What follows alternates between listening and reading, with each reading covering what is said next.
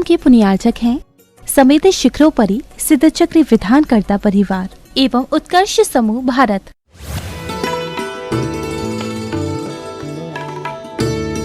कितनी कितनी महान चर्या है, रहते कहीं आसमान में, आप लोगों से अलग, रिटायर्ड आप लोगों से कहीं अलग नहीं, रहते बिल्कुल आपके साथ हैं। आप ही के घरों में आहार ग्रहण करने के लिए आते हैं, आप ही को उपदेश देते हैं। 24 घंटे में 8, 10, 12 घंटे, 15 घंटे श्रावकों के साथ रहते हुए भी आपसे कितने कितने कितने ऊपर और कितने हटकर जीवन जीते हैं। सब कुछ है, सब कुछ है, भक्तों की भीड़ है, सब साधन उपलब्ध है, पर किसी भी प्रकार से उन साधनों में, उन परिग्रह में उनका कोई किसी प्रकार से कोई राग न द्वेष। ये ध्यान रखना माताओं, आप भले ही स्वीकार मत करो कि हमारा द्वेष नहीं है, कहते रहना, पर जहां राग है वहां द्वेष है ही, जहां राग है वहां छुपा हुआ द्वेष है ही। और इसीलिए तो उनके लिए वीत द्वेषी नहीं कहा, वीतरागी मुनिराज कहा, वीतरागी प्रभु कहा, क्योंकि अगर कठिन कुछ है तो राग को जीतना कठिन है। द्वेष तो द्वेष था, जहर था, सो पता है उसे छोड़ना है, पर वीत रागता को प्रकट करने वाले, वीत रागता को प्रकट कर चुके वे महान है। कितनी निष्प्रमाद उनकी चर्या है, जहां श्रावक पल पल ये परिग्रह, ये टुकड़ा, ये ढक्कन, ये चम्मच, ये सब कुछ इकट्ठा करने के लिए, मान सम्मान के लिए जी रहा है, वही वे निर्ग्रंथ मुनिराज सबसे उठ चुके। अरे मान सम्मान भी करोगे, प्रशंसा करोगे, तालियां बजाओगे, किसके लिए? इस शरीर के लिए, इस पर्याय के लिए। ये पर्याय और ये शरीर तो मैं यही छोड़ के जाने वाला हूँ। आत्मा को सम्मान तो तभी होगा जब मैं साक्षात सिद्धशिला पर पहुंच जाऊंगा। ये गहना निर्णय उन निर्ग्रंथों का होता है। इसलिए चाहे निंदा करो, चाहे प्रशंसा करो, चाहे बुराई करो, उन्हें कोई फर्क नहीं पड़ता। पर इसका मतलब ये नहीं है कि तुम संदीप बुराई करना प्रारंभ कर लो। हाँ, नहीं तो हम परीक्षा कर रहे थे कि सही में है कि नहीं भावलिंगी मुनिराज, हम जान के परीक्षा कर रहे हैं। नहीं, तुम परीक्षा के चक्कर में अपने जीवन की परीक्षा में फेल मत हो जाना। श्रावक का धर्म श्रावक पालन करे और साधु का धर्म साधु पालन करे तो नियम से ये धर्म रथ, ये जैन धर्म पुनः उस ऊंचाइयों तक पहुंचने की संभावना है। पर न हम सुनना चाहते हैं, ना सुनाना को वाला कोई चाहता है। सब अपने अपने राग द्वेष, विषय कसाय, धन दौलत, पुण्य पाप, इसमें लगे हैं। सत्यता को समझने का प्रयास किसी ने आज तक किया ही नहीं, किसी ने आज तक किया ही नहीं है। अरे उपसर्ग नहीं, परिचय नहीं, थोड़ा सा कष्ट भी सहन कर पाते हो माँ? थोड़ा सा कष्ट होता है तो आंखों में गंगा जमुना बहने लगते हैं। उनकी अकेले की बात नहीं है, भले ही आप सबके सामने नहीं गीली कर पाओ आंखें, पर भीतर तो फूट फूट के रोते ही है। फिर उन मुनिराजों के बारे में जिनके परम उपकार हमारे ऊपर है, उनके बारे में 24 घंटे में मैं कल भी कहा था, प्रतिदिन याद दिलाता हूँ श्रावक को। मुख में ग्रास रखने के पहले, डागरिया, मुख में ग्रास रखने के पहले एक बार विचार कर लो कि आज निर्ग्रंथ मुनिराजों के निरंतर आहार हुए होंगे? क्या धरती के देवता आज निरोग हुए होंगे? माँ, उनका पुण्य पाप उनके पास, वे उनका अंतराय होना, अच्छा होना, निरोग होना उनके साता पर निर्भर करता है। पर आपने भावना भाई है कि सभी मुनिराजों के निर्ग्रंथों के निरंतराय आहार हो जाए, वे निरोग हो जाए। आपने तो घर बैठे बैठे साता वेदनी का आश्रय कर लिया, पुण्य का आश्रय कर लिया। क्या खर्चा लगा? ना दान देना पड़ा, ना खर्चा करना पड़ा। मात्र भावना भाई, कि सभी निर्ग्रंथ जो आज आहारचर्या के लिए निकल रहे हैं उन सबका निर्विघ्न निरंतराय आहार हो जाए। बहुत अच्छी बात तो यही थी कि हम देने पहुंचते, प्रदान करते, पर कुछ नहीं कर पा रहे हो ज्ञानियों, कम से कम ये भावना तो भाव कि सभी धरती के देवता पिछी कमंडलधारी जो आहारचर्या के लिए जा रहे हैं वो निर्विघ्न आहार कर लौटे, वे निरोग हो जाए। ये साता वेदनी के आश्रव के कारण है। और इसीलिए तो श्रावक धर्म और मुनि धर्म इन दोनों को एक दूसरे का पूरक कहा है। दान देना श्रावकों का काम है और उस दान को प्राप्त करते हुए निर्ग्रंथ मुनिराज त्याग, तपस्या, साधना, ध्यान, अध्ययन करे, ये उनका कर्तव्य है। मात्र शब्दों में पढ़ते आए माँ विषयासा वसाती, तो पढ़ा ना, विषयों की आशा नहीं जिनके, बोलो ना, विषयों की आशा नहीं जिनके, किसको कहते हैं? कि भगवान को सुनाते हैं कि महाराज कभी केसलोच करने पहुंच जाते हैं तो उनको मारा भावना और मेरी भावना सुना के आ जाते हैं, खाली हो गए। लो सुना दो महाराज, आपको सुना दिया मैंने, तेरा तुझको अर्पण, और कह जाते हैं आपने ही सुना, आपको ही सिखाया, आपको ही वापस कर गए। कभी बैठकर उनके बारे में सोचो, जिनकी बदौलत आज आप दिगंबर जैन कहते हुए यहाँ बैठने की शक्ति रख रहे हो। कितने परिचय, कितना उपसर्ग, कितने कष्ट उन्होंने पल पल सहन किए होंगे। पढ़ा ना तत्वार्थ सूत्र में, बहुत सारे शिविरार्थियों, बहुत सारे श्रावकों ने तत्वार्थ सूत्र में उनके 22 परिचयों को सुनने का प्रयास किया। सुना था अनिल जी? एक परिचय अगर उनके सुन लो, क्षुधा, तृषा, प्यास, गला सूख रहा है, चटक रहा है कला, पर फिर भी पहुंच गए कि भगवान कुछ उपदेश दे दो। मुस्कुराते हुए गुरु भगवान ने उपदेश दे दिया, ये नहीं कहा जाओ समय नहीं, मेरे पास स्वास्थ्य ठीक नहीं, वह मांगने आया है, तुरंत हाथ उठा के आशीष दे दिया, जो चाहिए वो तुरंत लौटा दिया। ये नहीं सोचा, ये नहीं विचार किया कि मेरा क्या होगा, हमारा क्या होगा, पर मैं नहीं पहुंचूंगा तो सैकड़ों हजारों का कल्याण कैसे होगा। इसलिए अपने समय में, अस्वस्थ समय से भी निकाल कर वह उपदेश देने पहुंचे। एक नहीं, ऐसे एक दृष्टांत भी मात्र गिनाते जाऊंगा ना तो शायद पूरा वर्ष, ये साल कम पड़ जाएगा। चातुर्मास, महीना और 1 घंटा कौन सी बड़ी बात है।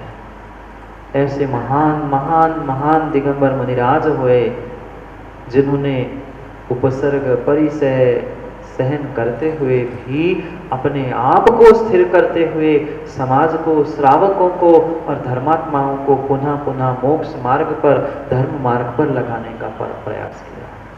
रोग भी परिचय है, भूख, क्षुधा, तृषा, ये सब परिचय 22 परिचय सहन करते हैं। और आप श्रावक तो कहते गोदा जी महाराज आपके तो 22 है, श्रावकों के 22,000 है, हमें तो बहुत झेलना पड़ता है। पर इन परिचयों से आपकी कर्मों की निर्जरा होने वाली नहीं है, कर्मों की निर्जरा होने वाली नहीं है। वो मात्र कर्मों की निर्जरा के लिए चाहे मच्छर काटे, चाहे चींटी काटे, चाहे शेर खा जाए, चाहे अजगर निकल जाए, पर फिर भी मुंह से न हो निकलता है न चो निकलता है। कितने स्थित प्रज्ञ होते हैं, कितनी उनकी प्रज्ञा स्थिर होती है।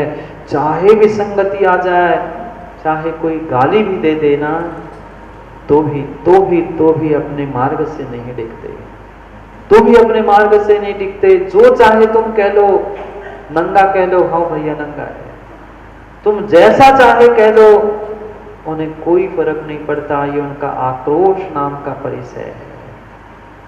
आज भगवान कुंद स्वामी 95 और 96 नंबर के श्लोक में पुनः उन निर्ग्रंथों का, धरती के देवताओं का ही स्वरूप समझा रहे हैं। कितनी महानता उनकी, उन योगियों की है, उन मुनिराजों की है, जिनके कारण से आज हम यहाँ सुंदर मंदिरों में और सुंदर महलों में बैठकर मौज मस्ती कर रहे हैं। पढ़ते हैं उस श्लोक को, फिर उस राजा की श्रेणी की बात को भी पूर्ण करते हुए समझेंगे।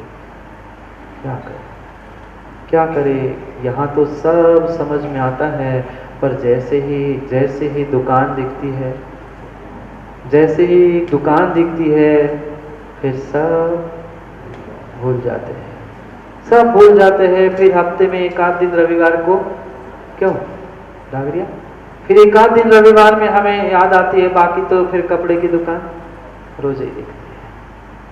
सोचो विचार करो, सोचो विचार करो, क्या क्या परिणति इन निर्ग्रंथ मुनिराजों की होती है। उनका क्रियाकलाप, उनकी चर्या यहाँ पर समझा रहे हैं।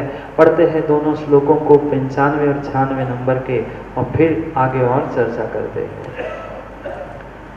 निंदा वचन दूरो पैसह वसक दुख सह माणो सुरक्षण क्षण दो गद संगो हो दिमणि राओ।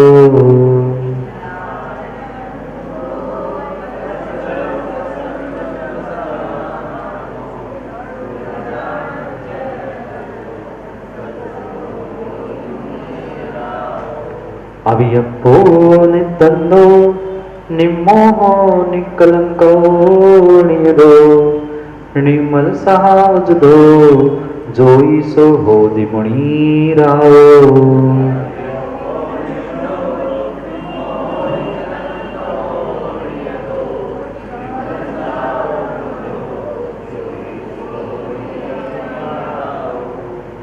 परिसह वसक दुख सह माणो,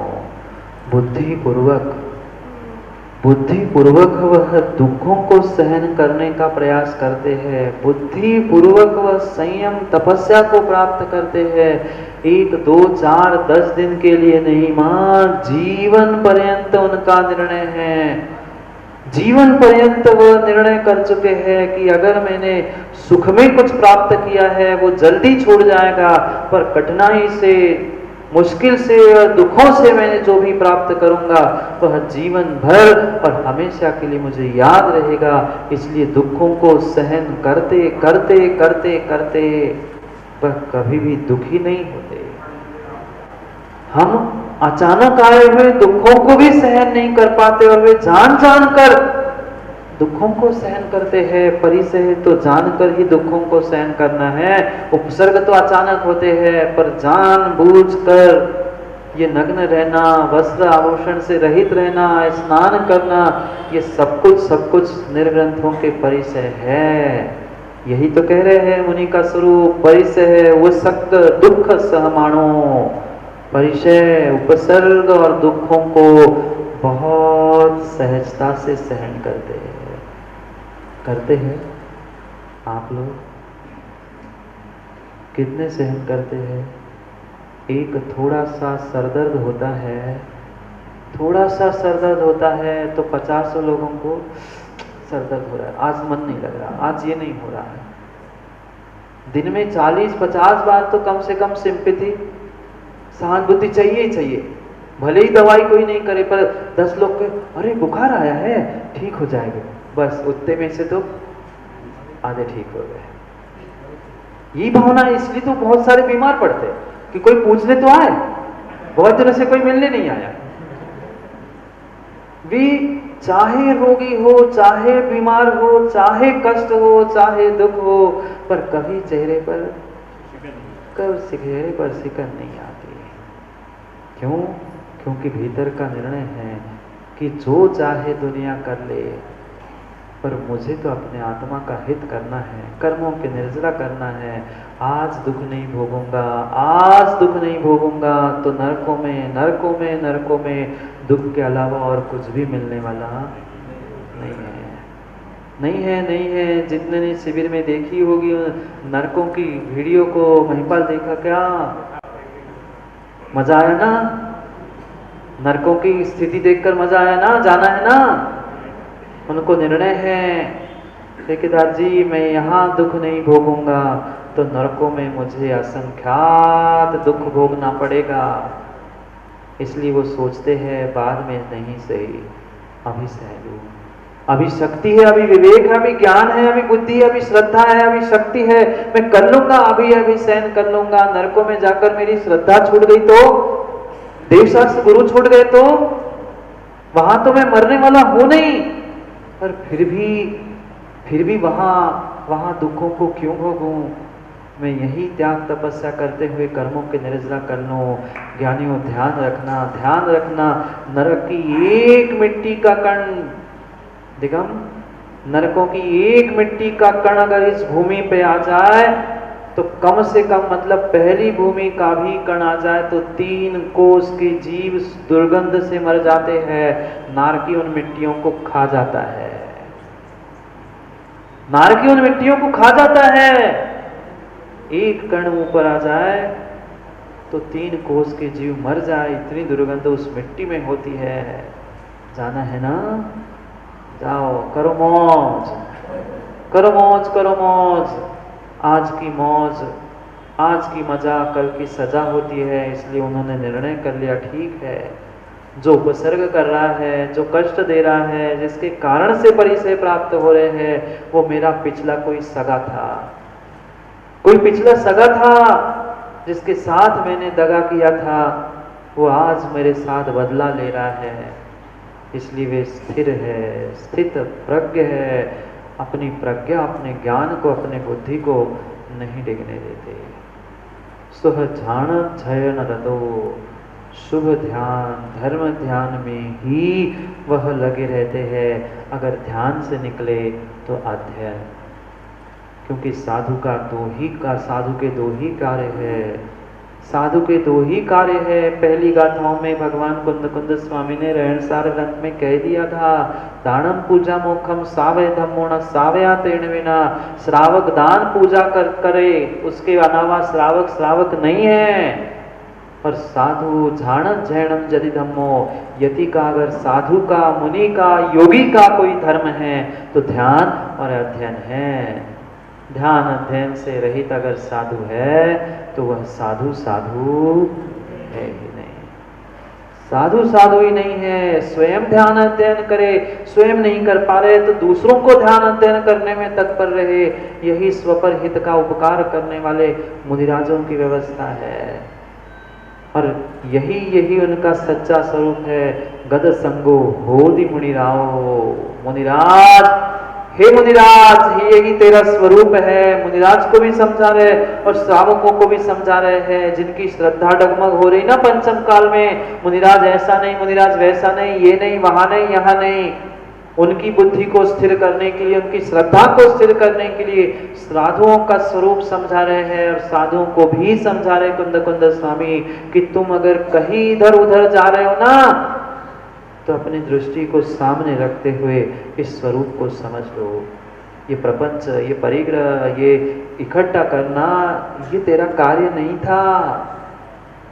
गद संगो, संग यानी परिग्रह से रहित ही तेरी परिणति होनी चाहिए। अंतरंग बहिरंग परिग्रह से रहित ही साधु होना चाहिए। पर पुनः ध्यान रखना, उज्जैन के श्रावक को, बहुत सारे बाहर से भी श्रावक आए, ध्यान रखना, अगर कहीं विपरीतता भी दिखाई देना तो उंगली मत उठाना।